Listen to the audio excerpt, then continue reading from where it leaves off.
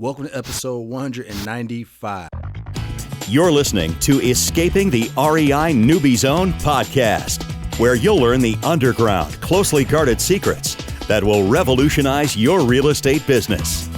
This podcast is all about helping you exit the real estate newbie zone and enter financial freedom, building up your real estate throne. This is Escaping the REI Newbie Zone podcast. And now your host, real estate investor, entrepreneur, world traveler, and nationwide mentor, Chris Bruce. All right, how you doing, everybody? Welcome back to another episode of Escaping the REI Newbie Zone. I am your host, Chris Bruce. I want to say thank you for tuning in to this week's episode.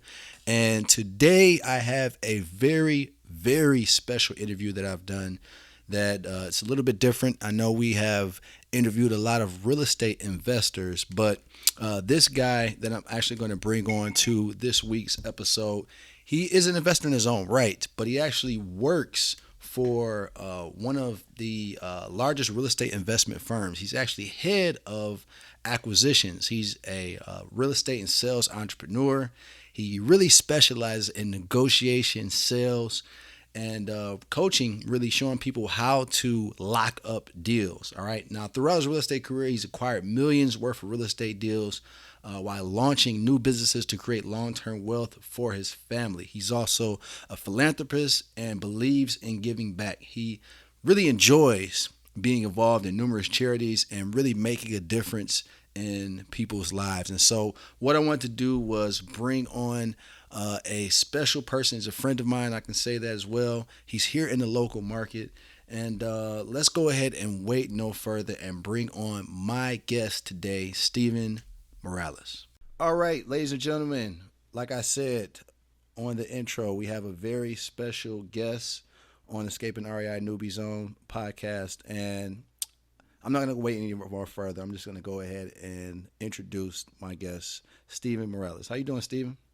I'm doing great. Thanks for having me on the show. Man, I appreciate you taking time out your day. I mean, I know you're busy usually locking up 7-figure deals and 6-figure deals. So I just appreciate you taking time out to speak with all of our listeners today. Oh, no problem. No problem. So for those that might not know much about you, Steven, can you kind of give us a little background history of what you were doing before real estate and how you got into the real estate investing business? Sure.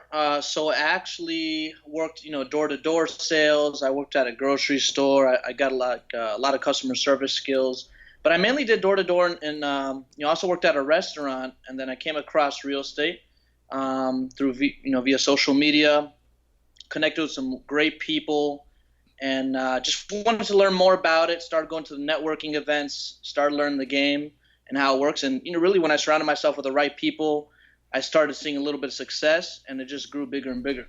Gotcha. But I went all in. Okay. Yeah. That's pretty much how most people find out with social media or websites. I remember when I first got started, the guy that coached me, my mentor, he was, I don't know, it wasn't social media because it wasn't huge back then, but it was some website he popped up on, and I was like, all right, I'm hooked. All right. So, yeah. Okay. So you got into real estate, and most people usually get into it and they start their own investment business. And there's so many different components when it comes to running your own business, especially taking it to a 6-figure and 7-figure level. So I know you went somewhat a different route. You got and started with a company. So kind of talk about how did you get started with this investment company, and how did the opportunity approach you? Sure. So I actually, when I was brand new, I started it all by myself, and it was very difficult, and I was going through some tough times in my life, and I was trying to scale it. And, sometimes I had the wrong people on my team, and, I found a mentor, and they really showed me, all the tips and tricks, the basics, the ins and outs. And really, I was learning acquisitions. I really come from a strong door-to-door, face-to-face kind of sales background. But when you do stuff over the phone, it's a little bit different kind of the game. Right.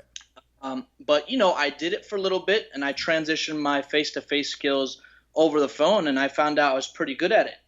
And after that, I was still working at a restaurant and a grocery store as I was transitioning into learning real estate. But once I went all in, I completely left those two jobs. Okay. And I was working for a small company. And when I learned the business, I went on my own. But then I started realizing you can get a lot more achieved when you have a team and you're working with that team together. Everybody has a strength that they can bring together. And really, I came across on Periscope Rafael Vargas, and he's a great mentor of mine. And up there in DC, I see them doing six-figure deals. I'm over here in Tampa, and Tampa, wholesaling fees, $5, $10, $15, $20,000. But when I saw six-figure checks up there, man, I'm like, man, how do I get involved and connected with this guy? And he was kind enough to come down, visit me. We talked. I went up there for his event, and at that time, he was in DC. And, he saw opportunity in Tampa. So we linked up. We joined forces. He's in Tampa now. I'm head of acquisitions. And really, I just want to train other people and pour into other people as to how I became successful. And I figure out I have a lot more opportunity working as a team and expanding different markets than doing it all by myself. So, I'm very satisfied and happy with the opportunity that came across. Definitely. Especially because it allows you to really hone in on your strength, like you said, sales. So then I happen to deal with the other parts of the business that you might not really like, because I know for sure there's parts of the business I hate. Yeah, exactly. So that's cool. Okay, you don't have to love the process, but you got to crave the end result. Exactly. So so let's talk about like the sales part of the business, because most people think that you need like a really heavy sales background, but I kind of tell people that you're really like selling yourself and selling the solution to the seller. So what are some things that you've learned along the way that you've kind of used in your sales background to really like get that seller to accept your offer? Right. So one of the things, depending what business you're in, when I was doing door to door, I was selling, TV, phone, internet. That's really a difficult kind of sale. You need a certain technique to do that, and it was a little bit pushy. However, when you're selling something, switching from selling to buying over the phone, you really want to build rapport and take those skills as far as rapport, negotiations, and really just make them feel comfortable with you. So every time I get a phone call, the first thing I do is I control the conversation. I want to let them know how we do it and how the process is going to go. I tell them a little bit about who I am and what I'm going to do, and that builds rapport, it builds credibility, it builds trust. And that's very important to set that proper tone when that phone call comes in. And throughout the process, you want to control that conversation and really educate. A lot of people that you speak with and I speak with haven't even, sold a house before. Right. So it's a little bit different of a game. Yep. So you kind of have to guide them to explain that process. And as long as you build rapport, keep the trust and just let them know what the next steps are and educate them properly, they trust you enough and you close the deal. Definitely. Okay. All right. So I know you talk about a lot of deals that you're doing now, especially you're locking up the deals over the phone. So kind of let's talk a little bit about like what's that process happen? Do you answer the calls live, or are they kind of like going somewhere else and then going to you? Like how's that process kind of look like? Yeah. So the marketing has a lot to do with it. We do online, we do direct mail. The call comes in, I've accessed the MLS in all the markets. So basically, while I ask them simple questions about the house, how many bedrooms, bathrooms, what's the condition of the roof, the AC like, I want to go ahead and run comparable properties right on the MLS, and I can actually give them an offer in less than 7 minutes. I can analyze the market, the neighborhood really, really quick. Give them some options as to what they'd like to do, because we don't only wholesale properties. Right. Some homeowners want a lot of it. A lot more than full market value. And, we try not to leave any money on the table. We'll refer that. We have a real estate agent team that will come across a lot of those, and we'll set those as listings. But as far as the investment deals come, I want to give them an offer in less than 7 minutes. I want to make sure I'm focused on the right people. I get a lot of calls and say, hey, I'm just interested in selling for the right price. Oh, great. A lot of those people, they just want an offer, and maybe they're not really interested in selling, but they're seriously interested in selling. Even if it's for the right price, you don't know what that number is. You want to spend your time on the right people. Right. A lot of people, they just, they're just curious and they say, oh, thanks for that. Have a good day. You don't want to waste your time with those people. But really, the calls come in. I tell them who we are, what we do. I can give them an offer in 7 minutes. And I always tell them up front, hey, we're a real estate investment company. We may not be a good fit for you. We don't buy every property we look at. But the good news is we also have a good team of realtors just in case we may not be a good fit. Does that make sense? And that sets the expectations properly. Got you. Even, as investors, we got to get these properties at a discount. And when I tell them that offer, it may not be a good fit for them, and they don't get offended because they know we could still help them out if they're still seriously interested in selling. But I try to guide them from point A to point Z throughout the whole process. Got you. Okay. Perfect. So, is there like a way that you like score leads, as far as like super motivated to like not motivated, or is there a certain process you use at all? Yeah, really. What we do is we label as far as like an investment lead or an agent lead, Gotcha. either Okay. hot or cold. So let's say a call comes in, they lost their job, they're going through health issues, they need to sell quickly. That's obviously an investment hot lead. Now, if they want a certain price that's higher than what we can offer them, they're still very motivated, but that's going to be a listing. Locking it up as an investment is not going to make any sense. So we warm transfer those calls over to our agents, and they lock up those listings immediately. Gotcha. Okay. Okay. And I mean, I know you're doing this again. You're doing this over the phone.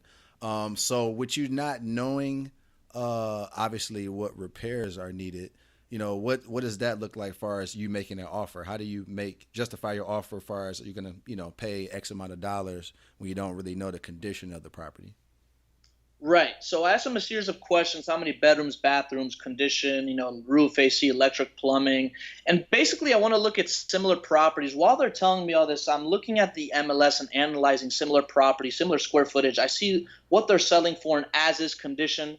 I see what they're selling for fully repaired. So I know what kind of ballpark I have to be in. It's not always a down to the penny offer. Right. I always want to give them a wide range. That way I let them spit the price at me first. If I tell them a price, they have more control. Yep. I want to give them a wide range. Hey, it looks like this property 123 Main Street. Are you familiar with this one?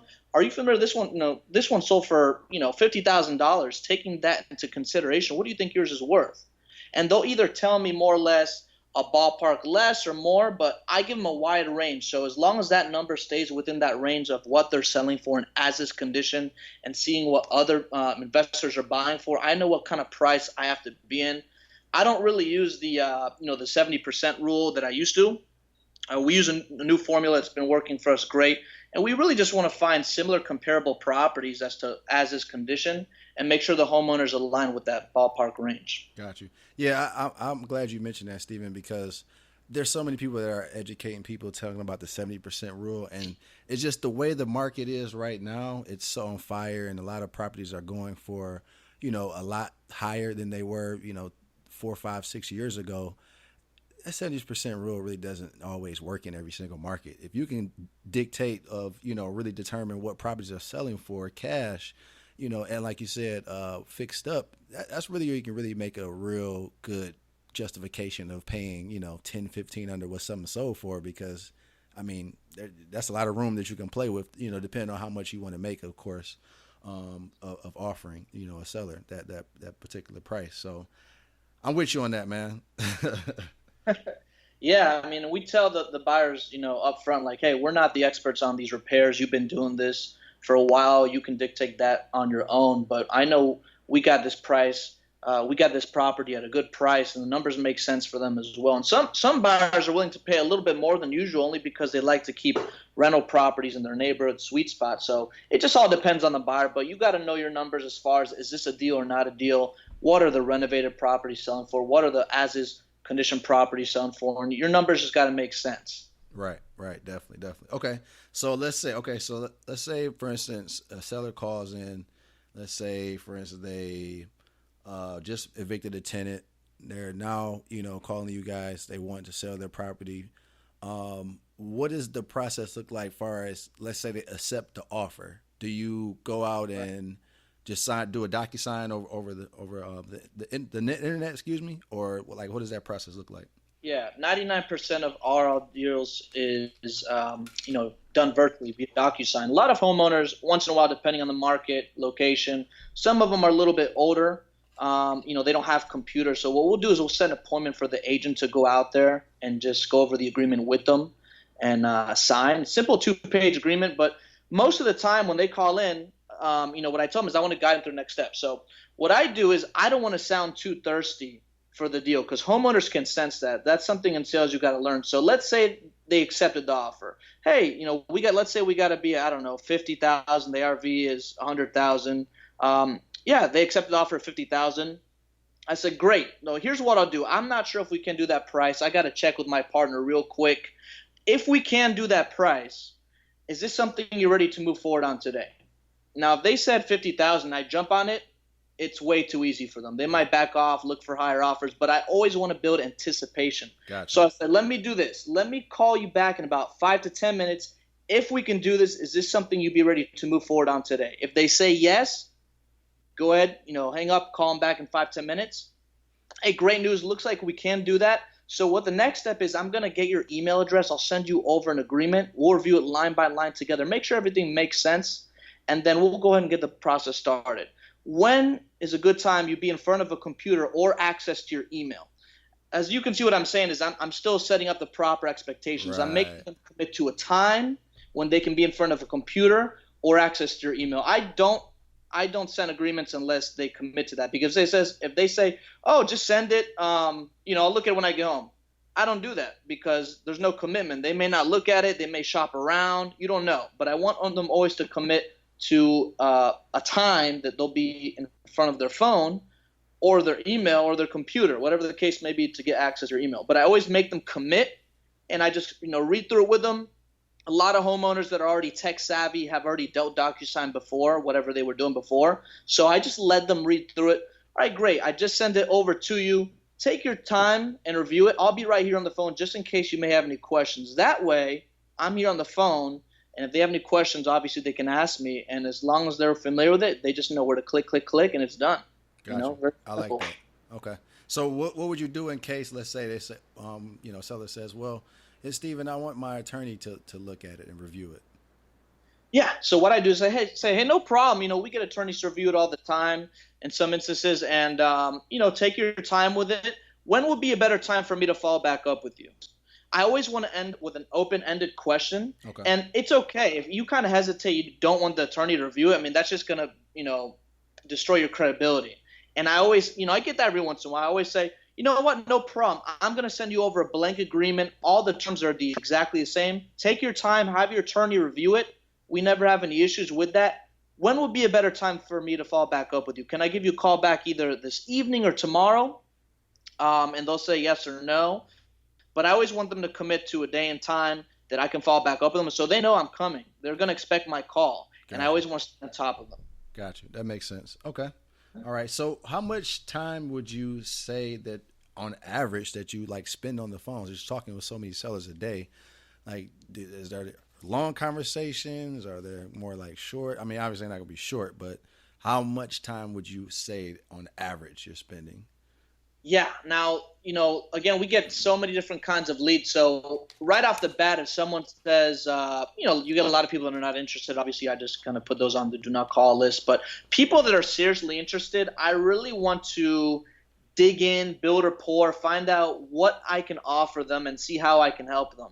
Because a lot of, investors, I used to be guilty of this, but sometimes you look at the leads like numbers, and they're actual people, and they want to sell the house. And I remember 2 years ago, I was going through this slump, man, for a week and a half. I didn't get anything, and I'm like, man, what am I doing wrong? And I figured out that I need to speak with homeowners like they're people, not just leads, numbers. And once I did that, and I really dig into how I can help them out, I got a $145,000 deal in DC.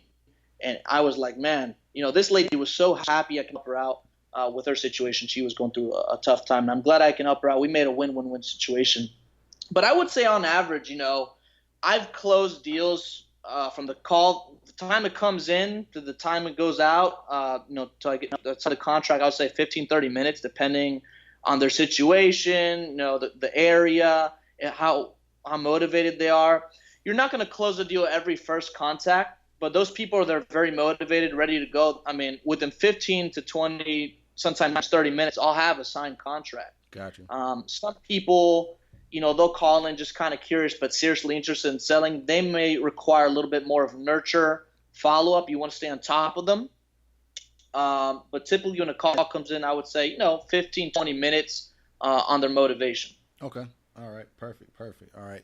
And then I'm glad you talked about that follow up. Do you, is there like a certain follow up process that you go by just to, let's say if a seller calls and I don't know, they're not interested or we just couldn't agree on the price or whatever at this time, but they do want to sell it. Is there a certain process that you follow?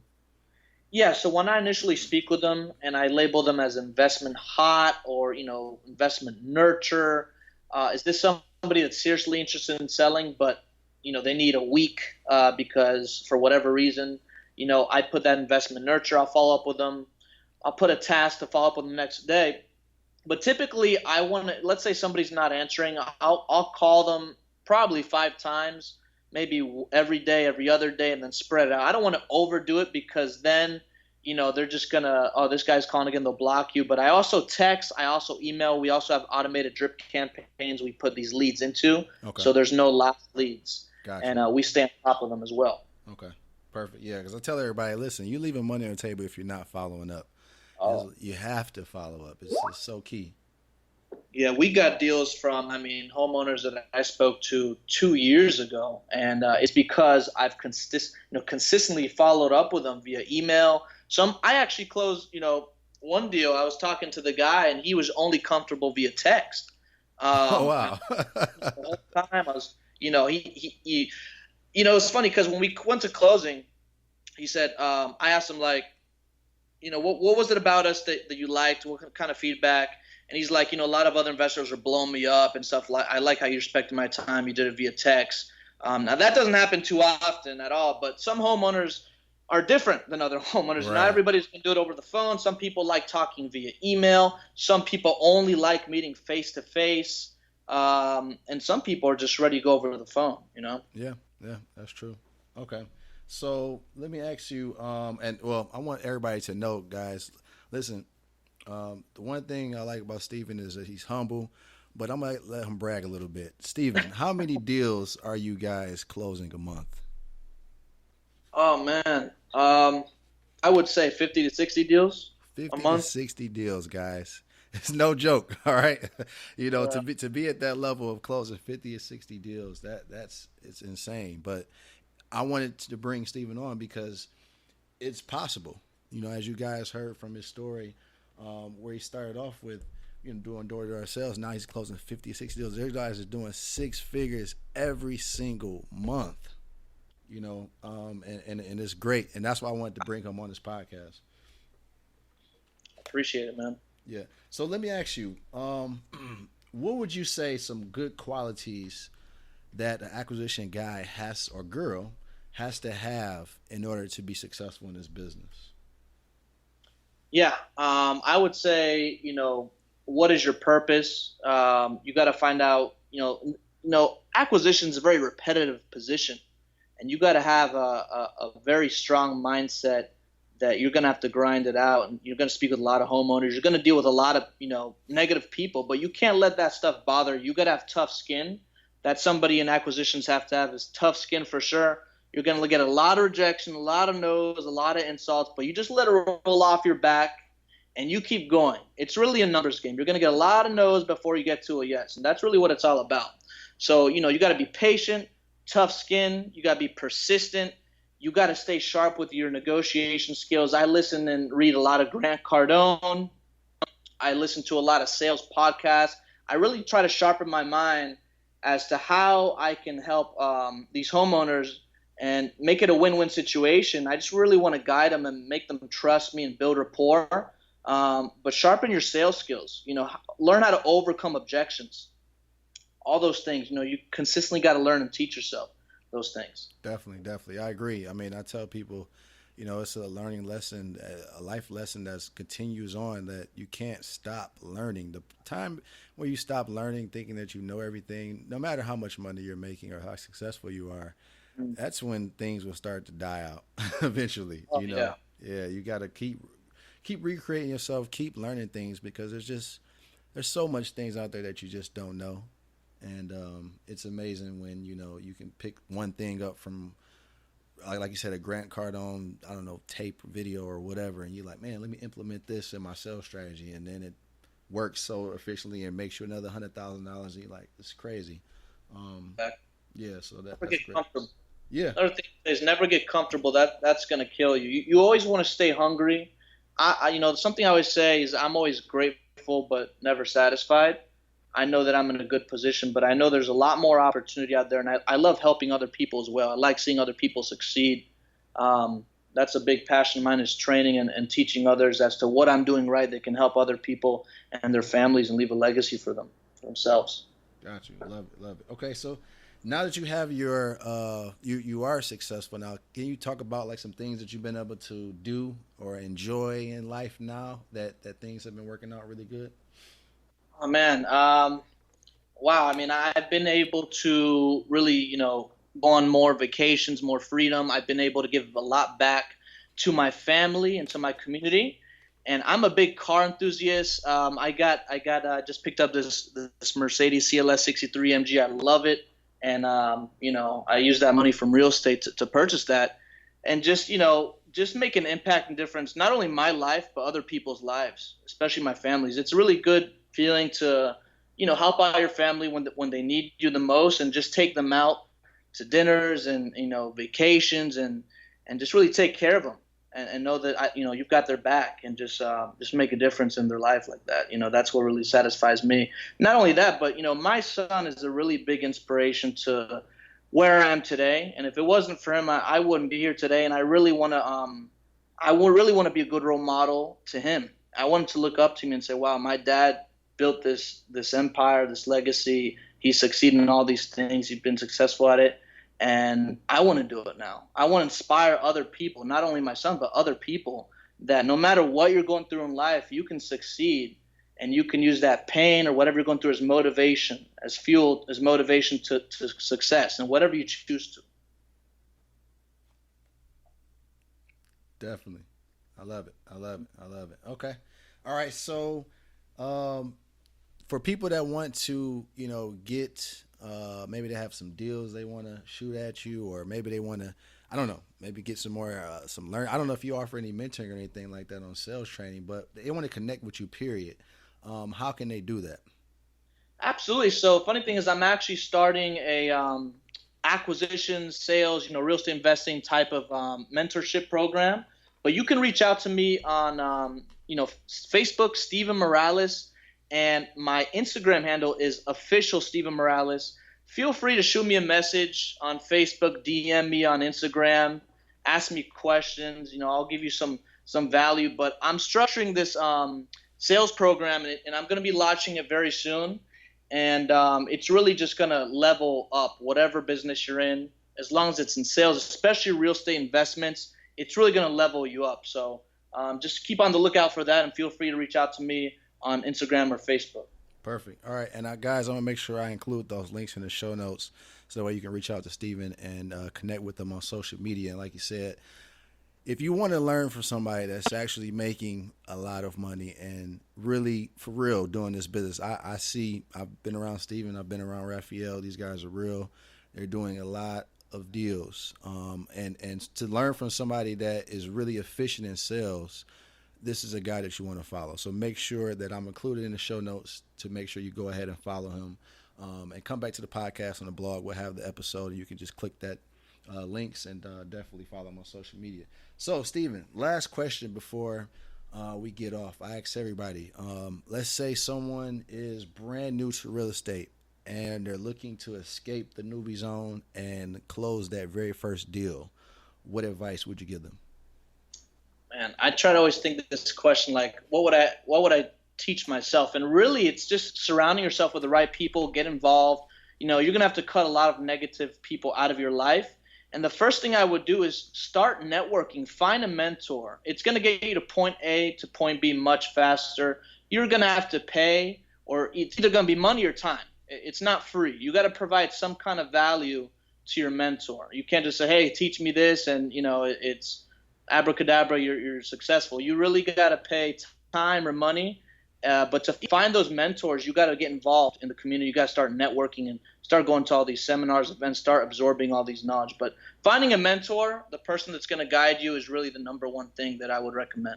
Gotcha. Yeah, I tell everybody, listen, I mean, everybody has a mentor. I mean, you think of an Oprah, a LeBron. I mean, everybody has a mentor. So it's like you can't cheat yourself or try to cheat the game without having one. At the end of the day, like you said, whether it's providing value in some type of barter servicing or money or whatever, you're going to have a mentor. So instead of like going down the long journey of like making mistakes and spending money, wasting time and all that other stuff, get you a mentor. It's just that much faster. I appreciate you, Chris, bringing me on the show, because it's funny. 2 years ago, I was driving for dollars, and I would always listen to your podcast, and it always taught me something. And I'm like, man, it would be cool to get to that level and learn from him. And I learned a lot just from your podcast, just providing value. And it's just really an honor now that I'm on the show speaking with you as to how, what worked for me. Definitely, man. Well, I appreciate you coming on to the show. I'm pretty sure everybody's going to really get a lot of nuggets from this episode. So I definitely want to thank you for taking time out the day. And guys, like I said, I'm going to make sure I include his handles on social media. So make sure you reach out to him. If you love this episode, please blow his social media up. Let him know that you love the episode. And again, Stephen, thank you for being on the show. Oh, thank you very much. All right. Thanks for listening to Escaping the REI Newbie Zone podcast at www.escapethenewbiezone.com.